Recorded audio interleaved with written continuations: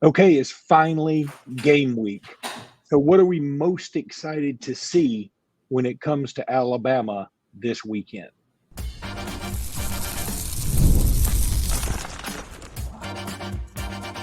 You are Locked On Bama, your daily podcast on the Alabama Crimson Tide, part of the Locked On Podcast Network, your team every day. Hey, everybody, and welcome back into Locked On Bama. Luke Robinson with the HSA Radio Network. That's me. Jimmy Stein with Bama Online. That's him. Want to thank you for making this your first listen every single day. You everydayers are the best, but you newbies, y'all are like right behind them. It's close. It's close voting. And then also, we got a lot to talk about today. We're going to have some reaction. I'd had some yesterday on the podcast solo, but Jimmy's going to have some reaction from FSU, Florida State, what that means, big picture, and also some high school stuff. Because there were some big news out there in Alabama high school recruiting world and nationally, because, Alabama doesn't recruit in state. We're also going to have some predictions in the second segment. But, right now we just thought, hey, let's just talk a little game week. One of your newbies, speaking of newbies, for Bama Online in Blake Byler. Am I saying that? Byler. Okay. Mm-hmm. Byler. Yeah. He had an article about what have we learned from fall camp so far? And I think he had 5 things that we've learned.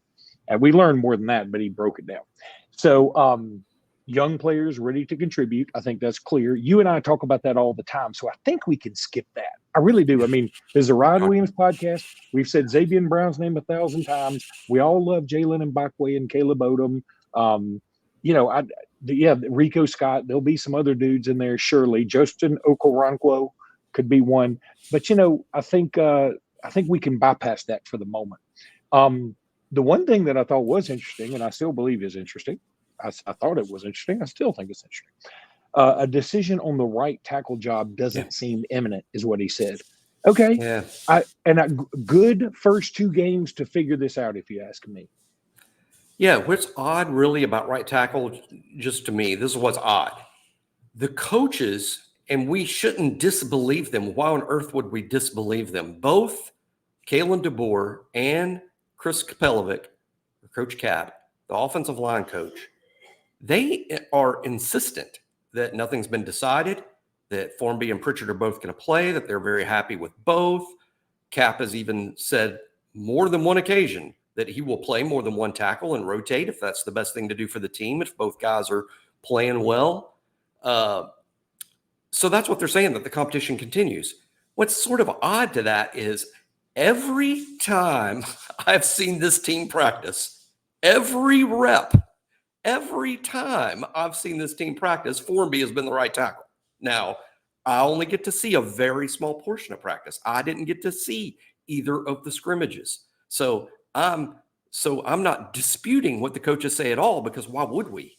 I'm just saying that it doesn't line up with what little that we, the media, have been allowed to see. So I'm saying Formby, because that's all I've ever seen. But the coaches have been very straight up. So this is what I'm guessing happens. Formby starts, Pritchett plays, and they grade it out. And then they'll make a decision for the next week. That's, I guess, is where we're going with that.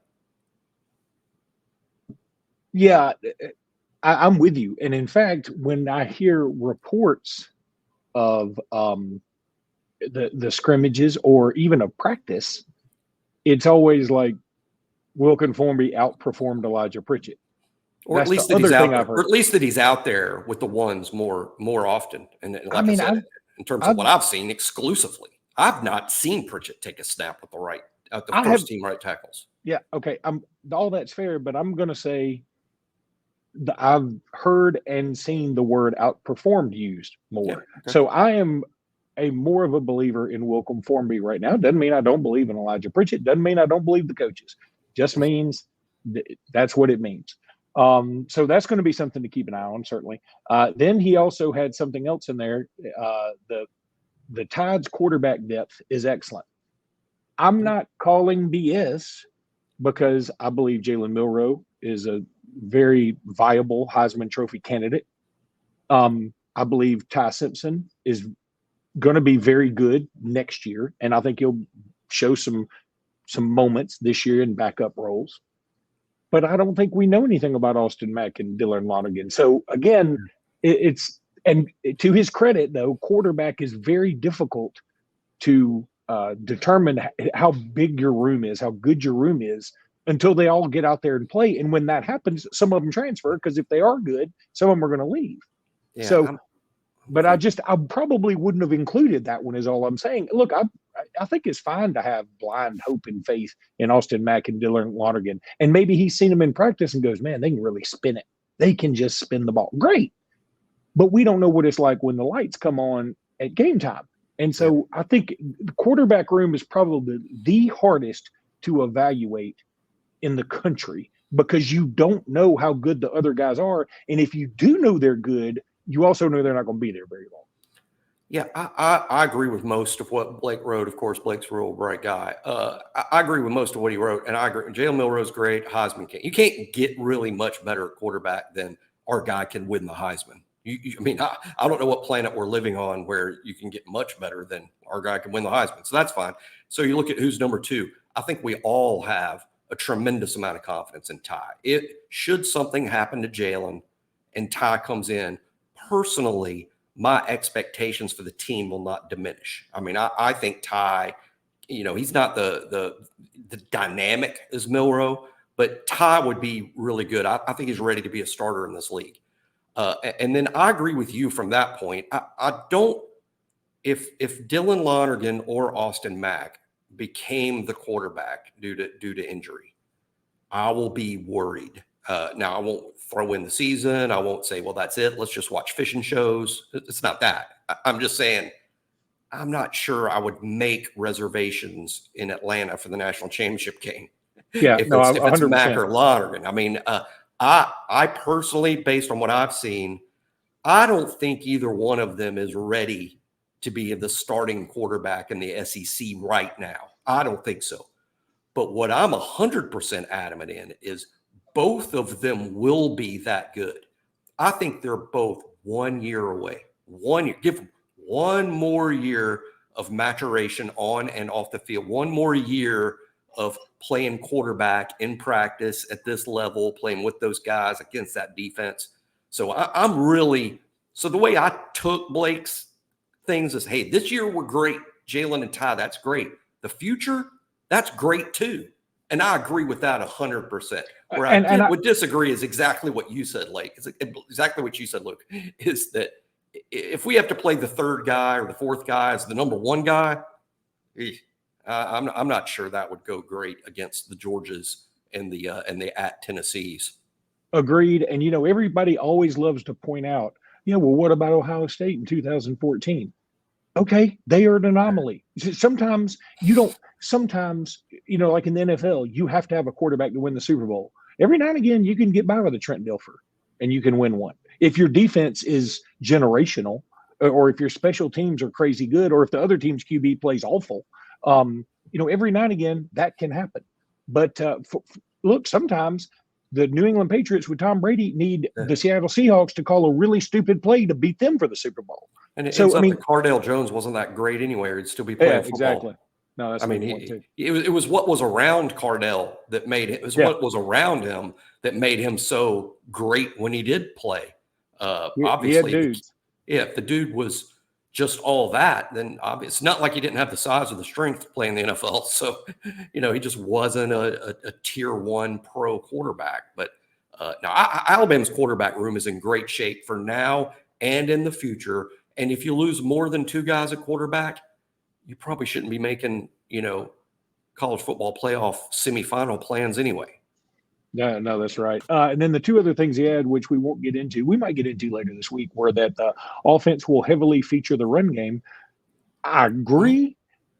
I kind of want to see more passing, though, just because I used to be just run the ball. And Brent Key ran the ball yesterday and did pretty well. But I'm so infatuated with some of these receivers that I'm like, we got to throw the ball some. And then he also said the defense would be very physical. That is music to my ears. That is also something we heard after the second scrimmage. Jimmy and I are going to get into some predictions, which we can't wait to do here in just a second. Right now, though, we're going to tell you about eBay Motors. And I say we loosely, meaning I am going to tell you about eBay Motors, and you're going to listen. Jimmy, I'm looking at you. But passion, drive, and patience, the formula for winning championships, is also what keeps your ride or die alive. eBay Motors has everything you need to maintain your vehicle and level it up to peak performance: superchargers, roof racks, exhaust kits, LED headlights, and more. Whether you're into speed, power, or style, eBay Motors has you covered. With over 122 million parts for your number one ride or die, you'll always find exactly what you're looking for. And with eBay Guaranteed Fit, your part is guaranteed to fit your ride every time, or your money back. Because with eBay Motors, you're burning rubber, you're not burning cash, yo. With all the parts you need at the prices you want, it's easy to make your car the MVP and bring home some huge wins. Keep your ride or die alive at ebaymotors.com. Eligible items only. Exclusions, they apply. And eBay Guaranteed Fit, of course, is only available to U.S. customers. Want to make sure that after making Locked On Bama your first listen, you go check out Locked On College Football. Spencer McLaughlin gets you ready for an exciting season on the gridiron and even off the gridiron, with discussion on the upcoming season and the ever-changing landscape of college athletics. Look, it's part of Locked On Podcast Network, your team every day. And I checked it out yesterday. He had a ton of people already listening right after that Florida State game. There's nothing that's better for a podcast than when somebody gets upset. I can tell you that right now. And even though it's great for us when Alabama loses, because people want to listen to us cry, even though we don't cry much, I don't want Alabama to lose. So not this week. All right, Jimmy, let's talk this week. That'd be a rough start to the DeBoer era. I mean, Stallings lost his first game to Southern Miss, but their quarterback was Brett Favre. And I'm not saying that. Yeah, but we didn't know Brett Favre was Brett Favre then. You know, we knew his name. It's not like he was on loan from the Packers. Correct? Yeah, we knew his name was Brett Favre. We knew he had also either he had already beaten Auburn or he was about to beat Auburn later that year. They beat Auburn later that year, but the year before they had upset Florida State in the opener. That's right. They upset Florida State with Brett Favre in '89 and then upset Alabama in '90 to open the season. Pretty remarkable. Yeah, Alabama actually lost their first 3 games that year, and I went to all of them, and they all stunk. And the one in Tuscaloosa against Florida was the hottest I've ever been. But I don't think DeBoer's going to do that. I really don't, Jimmy. And, let's start right there. The over-under has come out at 59.5. The spread is 30.5. Do you think Alabama – I mean, we'll talk about it more later in the week, but right now, your initial inclination, do you think Alabama's going to cover that and the over? I do. I think the over-under number is really, really close, but I like a little over there, and I like Alabama to cover the 30. And believe it or not, I don't know. I don't know that we pick against the spread every week on the show. I mean, obviously we pick a game score, so I guess we do. But normally I'm pretty conservative with it. But I like Alabama more than 30 in this game. Maybe I'm just high on the offseason, but I do think Alabama will cover that line. Not by a lot. I mean, I'll be shocked if Alabama, wins by 50. I mean, I don't know that that's coming. I think to some extent we might underestimate how good Western Kentucky is. I'm not saying Western Kentucky's an SEC team. They're not. I'm not saying Western Kentucky's a competitor to win the Group of 5 spot. Would they beat Vandy? The fact that I've had to think about it this long should tell you I think they would probably beat Vanderbilt, or it would be really tight. If I was Vandy, I wouldn't suggest playing them there. Don't play them on the road, Vandy. At home, Vandy probably wins. I think TJ Finley's their starting quarterback. And while a lot of people, y'all might have an opinion about TJ Finley that's negative, but remember, that's TJ Finley as a young quarterback. Has he been LSU named? And Auburn? Has he been named the starter? I Googled and could not find a quote from a coach, but it's anticipated that he's the starter. He did have a competition with their kid that threw for 500 yards in the bowl game. But TJ Finley is clearly, at this point in his career, a quality player with a lot of next level traits in terms of why do y'all think he was recruited by LSU and then recruited by an Auburn? He's got some next level traits and then has started as he became an older quarterback to put it all together. I think what's valuable, Luke, about Saturday is it's a legitimate test in some ways. You don't get a lot out. If we're playing Mercer in this game, how much would we get out of it? We're going to get something out of playing Western Kentucky because they are competitive. They got a couple of NFL players in the secondary, a couple of guys, and by that I mean guys that are going to get looks, from the NFL in that secondary. And then TJ Finley is probably going to end up in a camp. You're seeing Austin Reed. If those of you watching Hard Knocks right now, They focus a lot on their backup free agent rookie quarterback, Austin Reed, Western Kentucky's quarterback last year. So it'll be a little bit of a test, but I like Alabama to cover and go over. What about you? I like Alabama to cover and go over. And I also think no matter who we play this particular game, we will learn a little something because it's just such a new era. If this were just Saban, coming in for another season, I'm with you. I don't think we'd learn much. But I do think we will learn a little something about, how we're going to approach game day and whatever under the Kalen DeBoer era. So I'm super excited about that because here's another thing. I think it's also pretty clear that that we haven't learned a ton about DeBoer just yet. That's another thing. I don't think we've learned a ton about him. And so I'm looking forward just to seeing him on camera more. I mean, it's funny.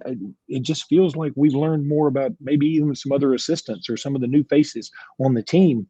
I thought when Saban retired that we would, immediately been inundated with all of these new stories about whoever our new coach is.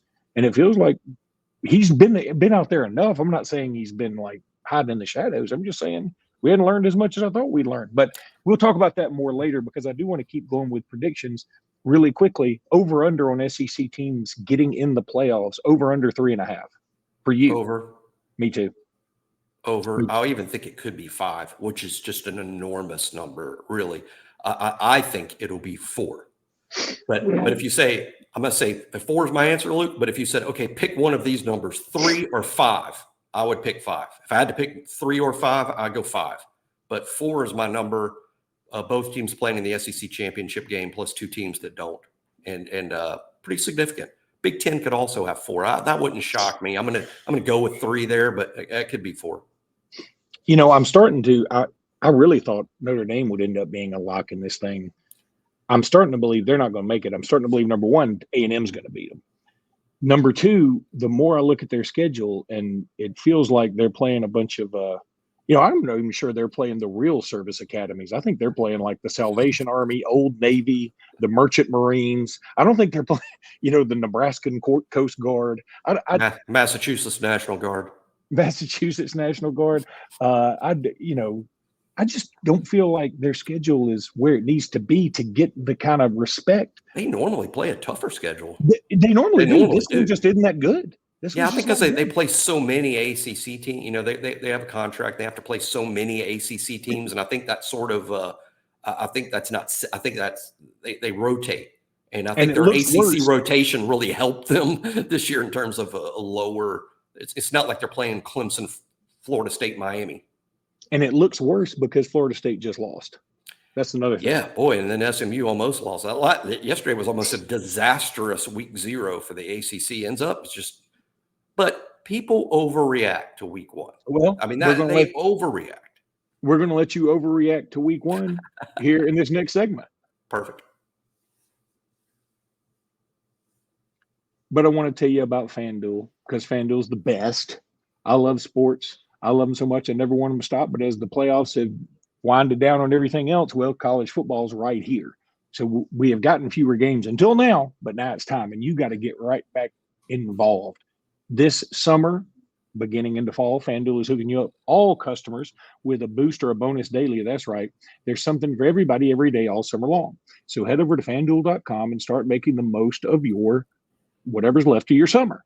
FanDuel, official sports betting partner of Major League Baseball, of course. And I forgot to put the little thing up there, but I'm going to put it up there now because you know what? FanDuel deserves that recognition because I love them so much. And there it is. So you see it. Go to FanDuel.com and you'll love it. Go check them out. Hey, I promise you're going to love it this time of year.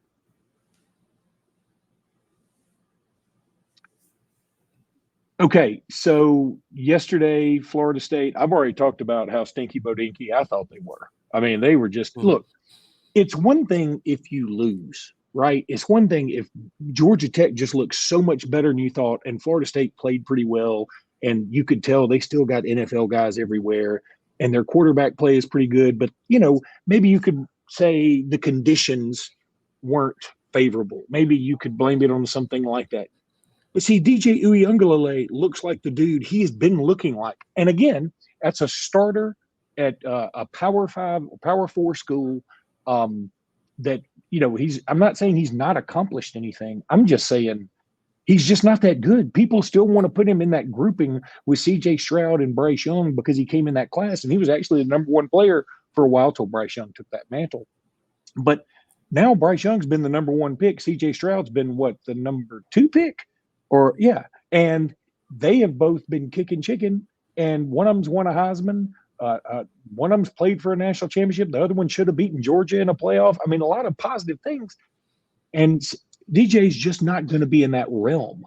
And we keep falling for it as if these cross-country treks are going to help him. He starts in California, goes to Clemson, stinks it up at Clemson, goes back to Oregon State, leaves Oregon State, goes to FSU. He was fine at Oregon State, but did we really know what he was? Because they were never really a factor. So we don't know. But see, now he's at Florida State, where they just finished undefeated, or actually with one loss last year. And then he goes to Ireland, and it's like he was knee deep in the Guinness. I mean, he couldn't throw. He looked petrified to throw the ball more than 7 yards down the field. So, but kudos to Brent Key, Birmingham native, former Alabama coach, and hey, I'm pulling for him. And kudos to Roydell. Roydell had a pretty good game. Malik Benson made a big catch. Hey, I'm not mad at y'all.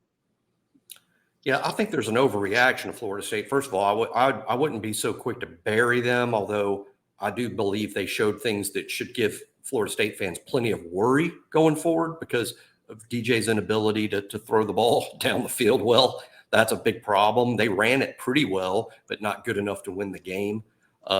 Florida State did not look like a playoff team yesterday. They didn't look like that they had all the pieces necessary to be a playoff team. But at the same time, there's an overreaction in week one. They weren't playing at home. It is a weird circumstance. And Georgia Tech's fairly good. I think we knew that going in. If I was smart about one thing, and it's so rare that I am, I need to bring it up when it happens. But one thing we did point out either here or on BOL, Haynes King's a better player than DJ. And I was saying that all along. Whenever I discussed this game, I started, hey, let's not rule out Tech winning this game because Haynes King's a better player than DJ. And shout out to Haynes King for improving. We also Alabama played a Haynes King when he was a younger player at A&M. Remember, that was the famous Milroe versus Haynes King game when Milroe got his first start in 2021 as a redshirt freshman. And some people said, well, Haynes King outplayed him. Well, Haynes King had started multiple games before then. And Haynes King's a pretty good player. And we've seen now that he's a 4th, 5th year player, look how good he is now. Again, these kids get better. They get better every year. DJ, maybe he hasn't gotten a lot better, but Haynes has, and Haynes was the better player in that. And I think the biggest difference in the game to me, Haynes King better than DJ Uiagalelei. I like that. Yeah, I don't get that right ever. Uiagalelei. Uiagalelei. There you go. Uiagalelei. Look, you and I were mispronouncing Tua Tagovailoa's name so badly on this podcast. I got an actual call from his dad. No, I'm kidding. But no, it takes a minute. I mean, these aren't easy names. Isaiah Fonga. Am I doing that one right? I think that's Isaiah. Isaiah Fonga.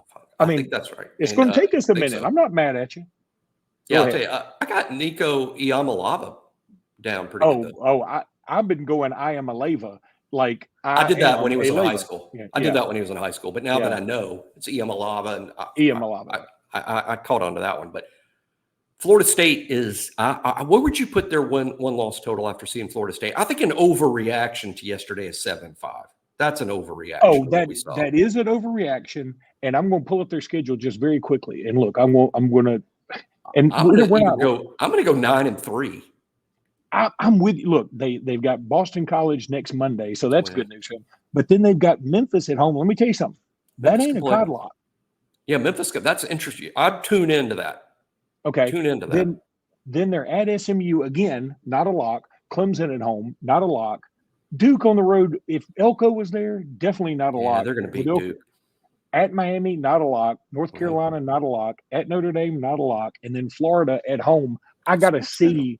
I'm going to say lock until I see Florida. It's a pretty tough schedule. I'm saying 9-3, but if I'm wrong, 8-4. Ain't Okay. 10-2. No way they're 10. No way that team's 10-2. Okay. And I'm I'm probably overreacting going 9-3, going the other way. Probably 8-4 might be the best bet.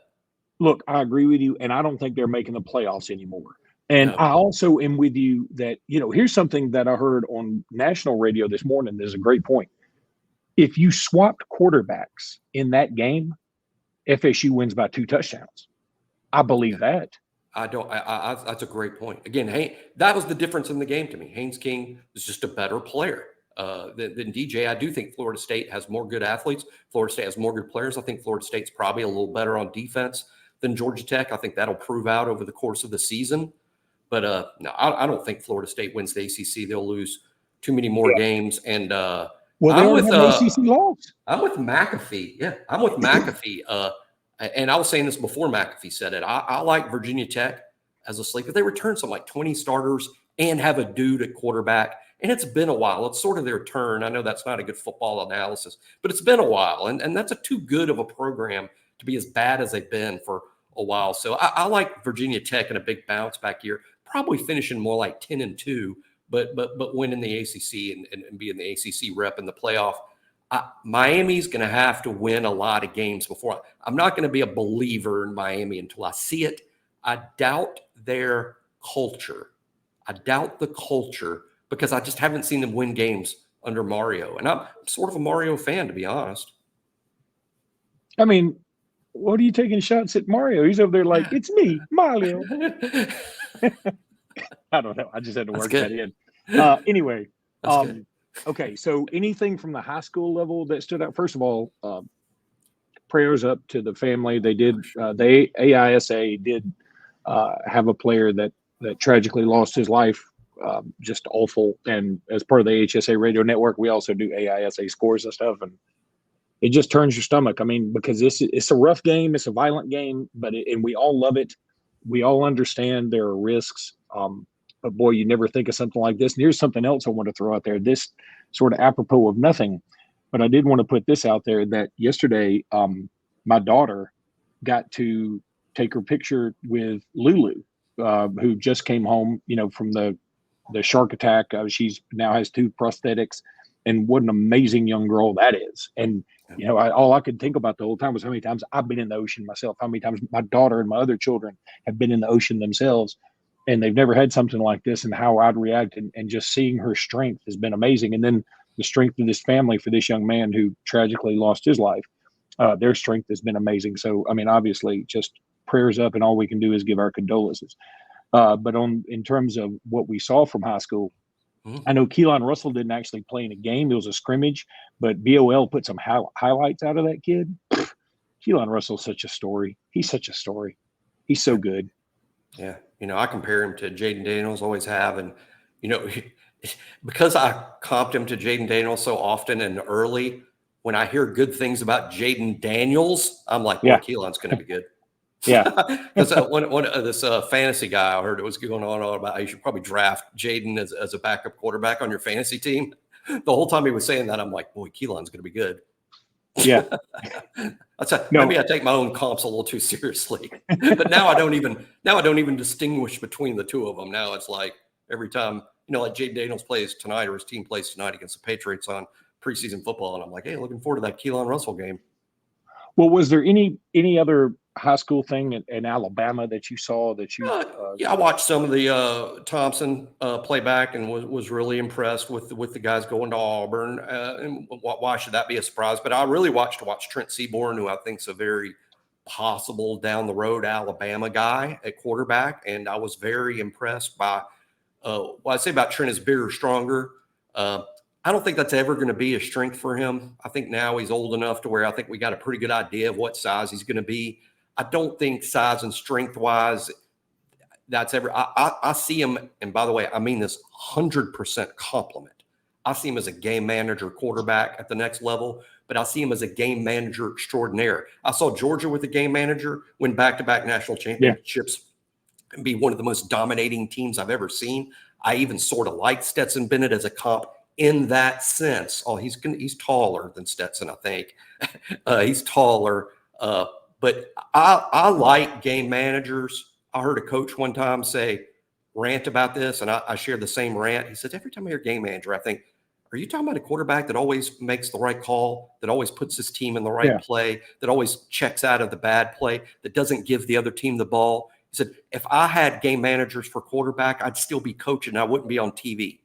And that's the same way I feel about it. So to me, game manager is a great compliment. Tom Brady, pretty good game manager to me. Peyton Manning, he's a good game manager. But I think Trent Seaborn can be that type of guy, and I'm excited about him in that sense. Very, very mature for his age. One of the most mature young quarterbacks I've ever seen. I guess that comes with this is his third year as a starter, even though he's in the 10th grade. Yeah, I think a lot of people were surprised when the rankings came out and Trent Seaborn was listed as like the number 80 or 90 something player in the country. And I think what we saw yesterday was Thompson doesn't have the weapons to this year. It looks like they're not great at receiver. They're not great at receiver. If he had Saraland's receivers, he would put up ridiculous numbers like KJ Lacey does. KJ Lacey did. Anyway, he did. But Saraland's got good receivers. I know they lost Ryan, but they've still got 2 or 3 guys that are going to be big time college players. All right, Jimmy, we got to get out of here. I will put the picture up of my daughter. She's the smaller one, and Lulu yesterday. And you can't see it, but Lulu also has a prosthetic left arm as well. And boy, what a story! I mean, y'all need to check out the nigga. She's incredible. It's great that your daughter looks up to her so much. You've told me about how much your daughter looks up to her, and what a inspiration Lulu is for all young people out there about overcoming just tragic adversity. She's remarkable. No doubt. All right, that's going to do it for today's podcast. We'll be back tomorrow, man. We can't wait to get into game week. And until then, roll tide, everybody. Roll Tide.